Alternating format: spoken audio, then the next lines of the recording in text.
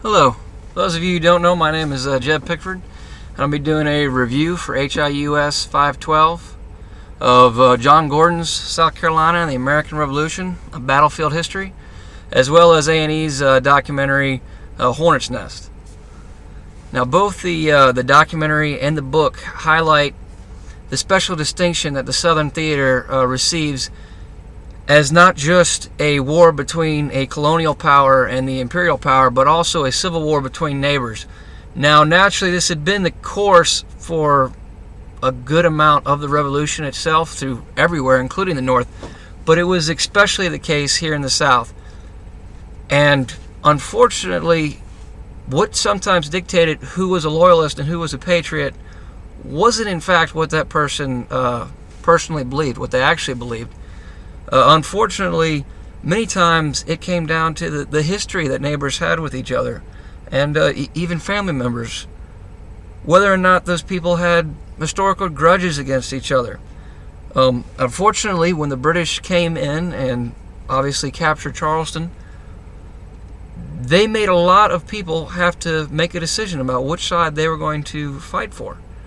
And by doing that, they forced a lot of people either to the left or the right. And the major that the A&E documentary cited for that made a really good point that if you're going to push someone on one side of the fence, you really need to make sure that they're following on your side of the fence.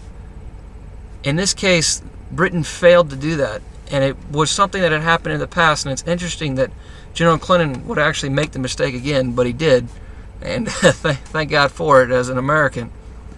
In reality, this Civil War just completely fell apart. The cruelty displayed by both sides, as we've already covered in the books that we've read, was horrendous.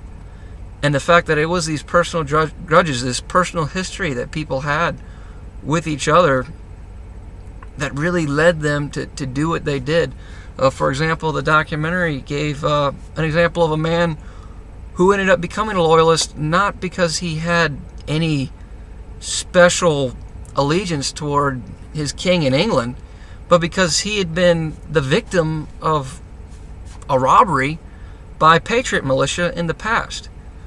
So this was less a call to what you truly believed your home needed to make a stand for, and more about what had happened in the past. And that's not to claim that every single person who was a patriot or a loyalist didn't believe in the causes they fought for. But it's important to understand that not everyone fought either for king or country or life or liberty. And that's something that the documentary does a very good job highlighting. Now, moving on to the book, it's kind of a shift from what we've experienced in the past, what we've been reading, in that it really focuses more on the nitty-gritty details of a military campaign and how that's prosecuted. And one of the great takeaways from this book is that first introduction, just explaining how warfare occurred during this period and how you would prosecute a campaign. Personally, as a student of whether it be Napoleonic warfare or the 7 Years' War or the American Revolution, this was something that I generally already had a solid comprehension of. But for someone outside of those circles, someone less interested in warfare of this period, it's a very good introduction to explain why people did what they did, the tactics they used, the decisions they made on the battlefield, and really just how much of a shift this Southern campaign was from normal accepted forms of European warfare. This type of guerrilla warfare was not the case either in Europe or even in many of the North American campaigns prosecuted by the Continental Army. George Washington really wanted to have a military force that could fight a European power on European terms as a European nation, or as a European military. Whereas in South Carolina, you have huge numbers of militiamen who are fighting the way that they were taught to fight against the Indians that they had to fight against in the past. And so it's important to understand that shift, and Gordon does a very good job explaining that. Also, the fact that he takes every single battle, or as many as he can cite in this book, step by step, gives them names, give them places, give them dates, and a course of events, I think it really helps people understand just how long and drawn out this campaign was. It's more than just a bunch of backwoods bushwhackers fighting against each other and going through people's houses. And at the same time, it's not quite at the level of open field battles, although that happened at places like Cowpens and Camden, two things I will cite later.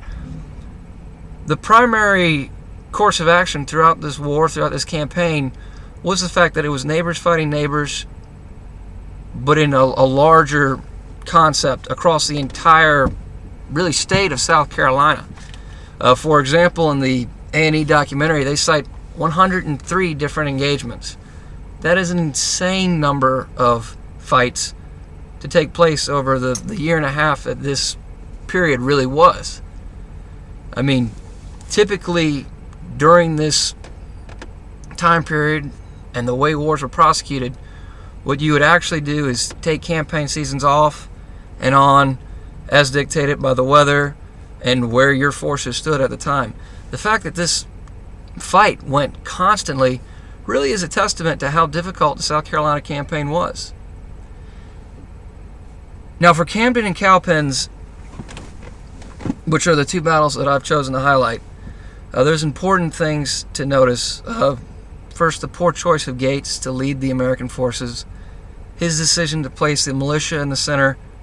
Of course, they would collapse, being unprepared for what they were facing, and the fact that the elite soldiers of the British Army were directly facing them really just shows poor foresight on his part, and the fact that he ran away so quickly after the battle ended up being the butt of both armies' jokes for a very long time, and deservedly so.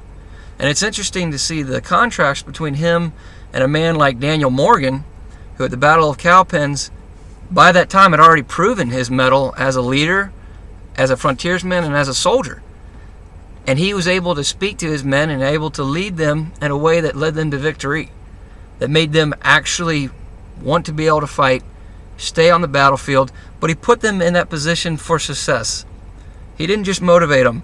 The tactics that he employed recognized their strengths and their weaknesses and used it accordingly. For example, his decision to put riflemen out front to force the British to go into a formation that would make it easier for his men to defeat them was very intelligent, given the fact that Britain had a tendency in this period fighting against riflemen to want to overwhelm them, to want to get in close, and that's what he wanted to do. He wanted to pull in that British army. The second line, being militia, further pulled them in. After firing one or two volleys, they broke, suckered Tarleton, who was a man who had a very blitzkrieg mindset, wanted to move forward, constantly be on the attack, and pulled him right into the killing field for the Continental soldiers that were the edge, the best soldiers that Morgan had to offer, and they're the ones that really gave the victory. With that said, Morgan was able to utilize every single soldier at his disposal to achieve victory. And that's my review of both Gordon's book and the documentary, as well as my two interesting battles. Thank you for your time.